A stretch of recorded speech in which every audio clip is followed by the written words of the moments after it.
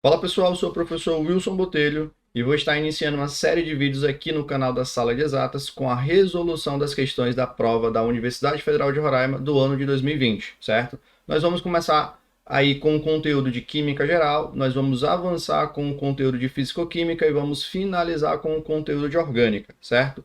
Bora para a primeira questão e acompanhe aí nos detalhes a resolução. A ONU elegeu o ano de 2019 o Ano Internacional da Tabela Periódica com o objetivo de comemorar 150 anos da primeira publicação da tabela organizada por Dmitry Ivanovich Mendeleev, que hoje está presente nas salas de aula e em quase todos os livros de química. Um método simples para identificar elementos químicos que estão presentes nos compostos é o teste de chamas. Com ele, é possível identificar elementos através da cor apresentada com contato com a chama. O cloreto de sódio, por exemplo, quando submetido à chama de um bico de Bunsen, emite luz amarela, característica do átomo de sódio, enquanto o carbonato de cálcio emite uma luz vermelha devido ao átomo de cálcio. Dessa forma, cada metal emite uma coloração diferente ao entrar em contato com a chama e o teste de chamas pode ser usado para compreender o modelo atômico. Diante disso, assinale a única alternativa verdadeira.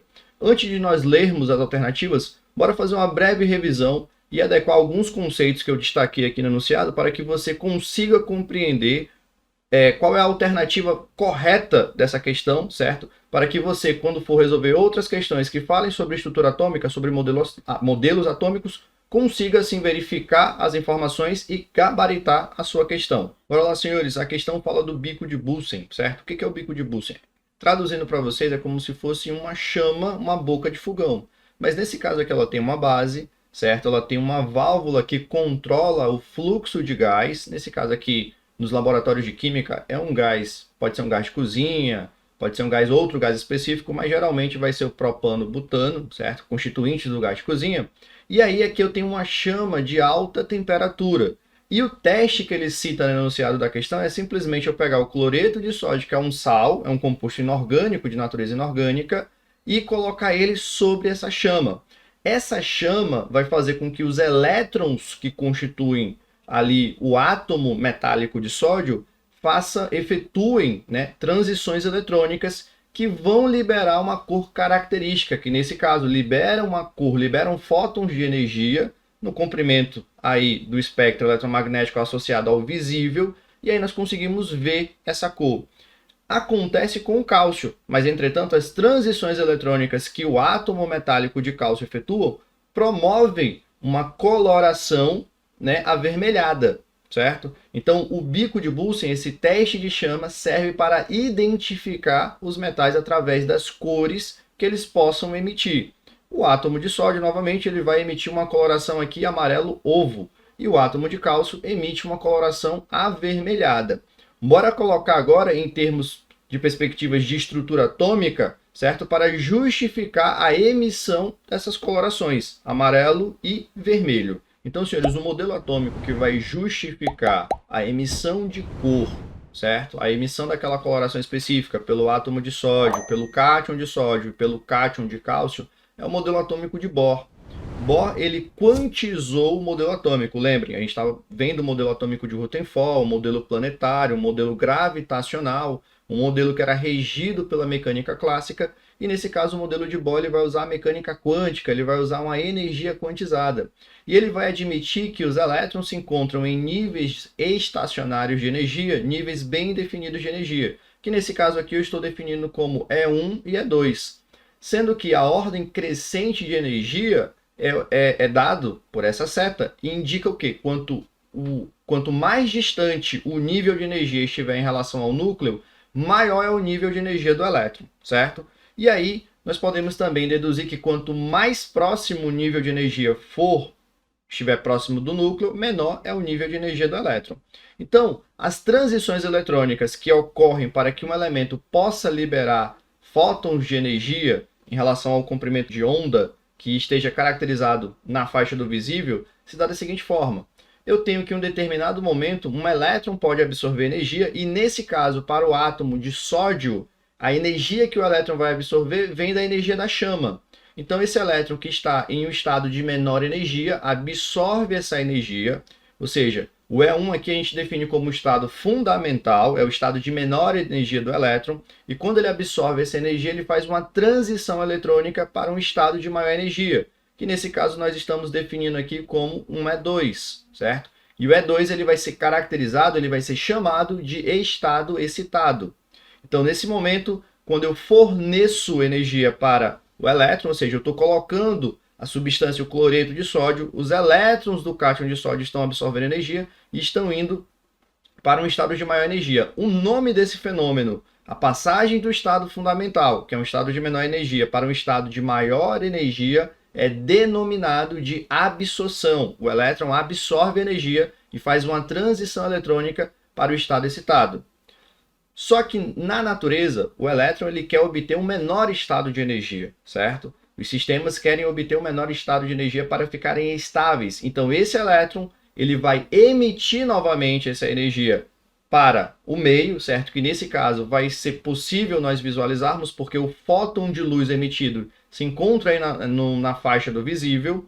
E quando ele emite a mesma quantidade de luz que ele absorveu, ele retorna para o seu estado fundamental, definido aqui por E1 novamente, certo? E aqui a seta em azul indica a ordem decrescente de energia. Então, essa transição de ele emitir a energia, emitir a mesma quantidade de energia que ele absorveu e retornar para o estado fundamental, esse processo é denominado de emissão.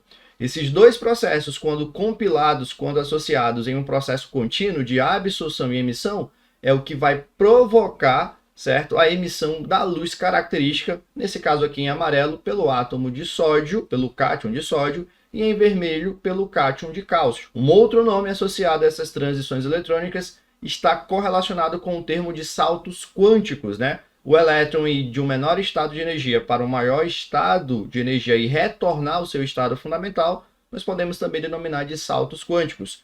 A teoria atômica que rege esse modelo é a teoria atômica de Bohr, senhores. E aí agora nós podemos e temos gabarito para ler o enunciado e verificar quais das alternativas é a correta. A letra A diz assim, ó, as cores emitidas pelos metais na presença da chama são explicadas pela liberação de energia na forma de luz visível, pela excitação eletrônica dos elétrons entre diferentes níveis eletrônicos.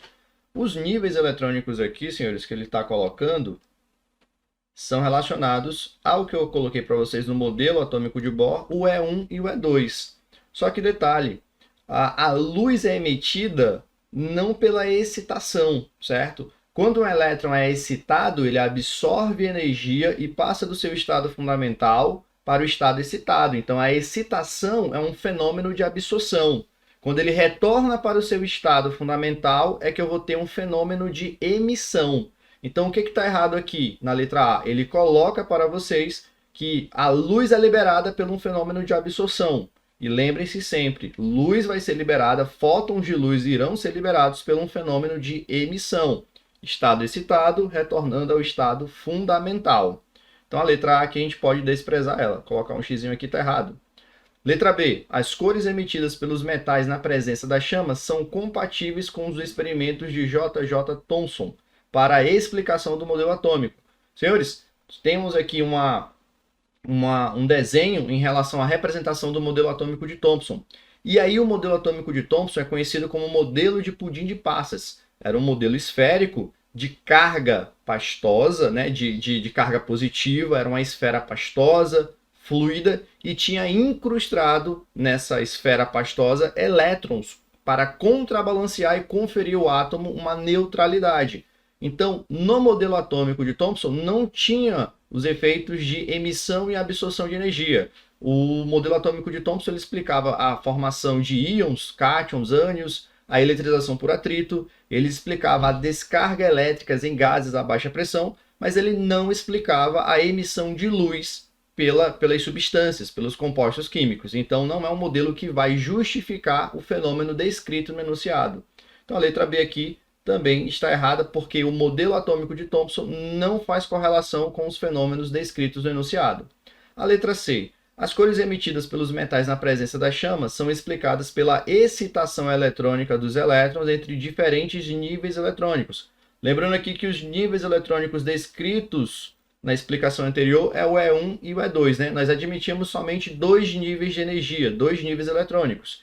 E quando o elétron retorna à sua órbita original, ou seja, a sua órbita de menor energia, e essa órbita aqui, entenda também que o enunciado poderia colocar o termo camada ou nível de energia original, ou seja, seu estado fundamental, vai emitir, e aí aqui é a palavra que define, lembra, o fenômeno de emissão provoca a liberação de luz, né? E emite energia na forma de luz visível, ou seja, a alternativa que descreve isso, descreve um modelo atômico, que nesse caso é o modelo atômico de Bohr, e os seus postulados que justificam a absorção e a emissão de luz, certo? Pelos átomos, pelos cátions de sódio e cálcio, é a letra C. Tá aqui o gabarito. Bora ver porque a letra D e a letra E não estão condizentes com a teoria que justifica a emissão de luz. As cores emitidas pelos metais na presença da chama são relacionadas ao número de nêutrons nos diferentes elementos. Nós vimos que para a emissão de luz são fenômenos associados a transições eletrônicas, são fenômenos associados à natureza, ao comportamento do elétron. E nesse caso aqui os nêutrons são partículas subatômicas que se encontram no núcleo atômico, certo? Então aqui também está errado. O teste de chama é apenas utilizado para os metais mais leves devido à pequena diferença entre os níveis de energia. Eu posso utilizar o teste de chama para qualquer metal, certo? Principalmente ali para metais alcalinos terrosos. Eu posso identificar uma coloração, uma chama, uma cor característica que aquele metal vai emitir, certo? O teste de chama é aplicado para a identificação.